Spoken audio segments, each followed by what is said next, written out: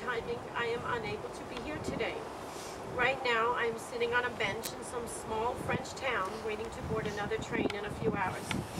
And by the time you will be reading this, I will most likely be sitting in a Roman cafe, eating pizza and gelato, something I'm sure my grandpa would have approved of. That wasn't the only thing my grandpa approved of. He was very supportive of everything I was involved in, as well as Evan and Dave too. From school to sports to acting and music. I remember when I first started playing saxophone, he was the one who told me that Bill Clinton was the one who played it, and how I could be the next president. He was at every single theater performance I took part in.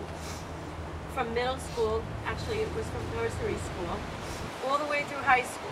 When I started attending college at the University of Miami, he was always asking about Florida, what classes I was taking, how the weather was, and always if I was having a good time. I never minded answering any of his questions, even if I had to repeat myself 10 times into his hearing aid. At the University of Miami, I'm currently studying film, so it is only fitting that I'm reminded of a movie quote at this time. In the movie Good Will Hunting, Robin Williams' character is a widower, and he frequently speaks of his ex-wife. During one of his therapy sessions with Matt Damon's character, he brings up a funny story about his wife, how his wife used to fart in her sleep a lot.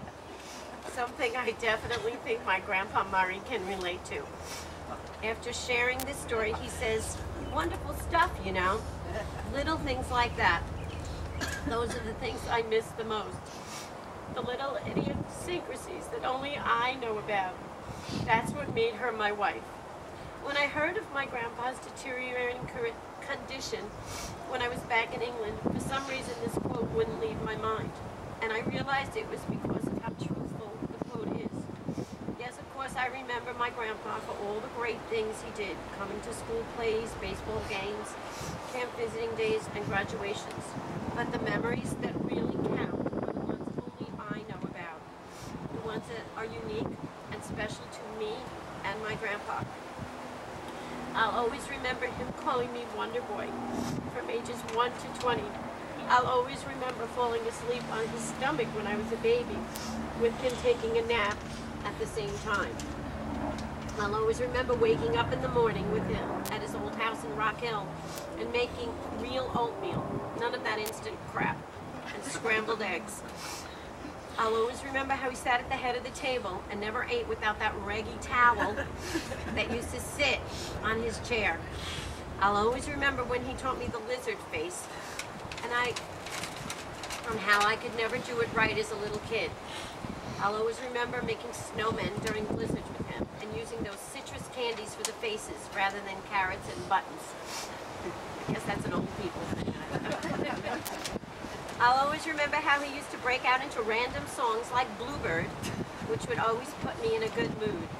I'll always remember how food was something he enjoyed a lot in life, and how he taught me to finish what is on your plate. I'll always remember that one time, look around, we're all doing it. I'll always remember that one time he made me put seltzer in the empty grape jelly jar and swish it around to make grape juice, as he called it, so as not to waste anything. I'll always remember when I peed on him at my bris. He actually only saw the video, I don't think he remembers. And how he just continued as if nothing was wrong. I'll always remember making chocolate milk in those Crayola crayon cups he used to have at their old house. And I'll always remember his amazing gefilte fish, which no matter how many times people would tell me is gross, I know it is the most delicious fish ever, but only when he makes it. I'll always remember sitting on the couch with him and doing the crossword puzzles. And although I never knew any answers, he was always patient and made me guess. I'll always remember that every time we left their old house, he would run down the street after the car, waving. It makes me sad when I think about how I am not able to be home during this hard time.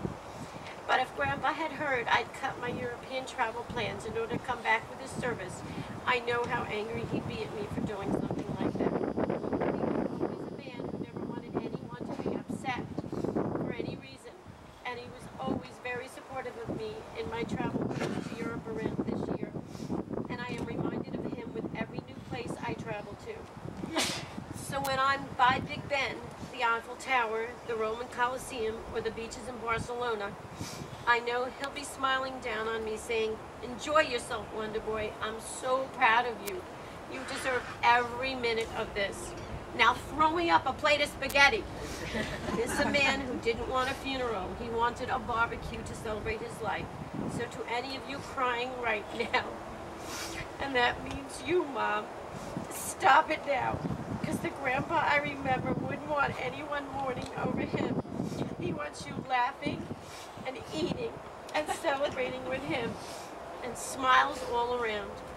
Thank you. I love you, Gregory. And I love you, Daddy. And I'm so glad you're all here with us, because it really means a lot. I'm not going to say thank you because that's just really kind of silly. I'm just glad you're all here. And I love you all.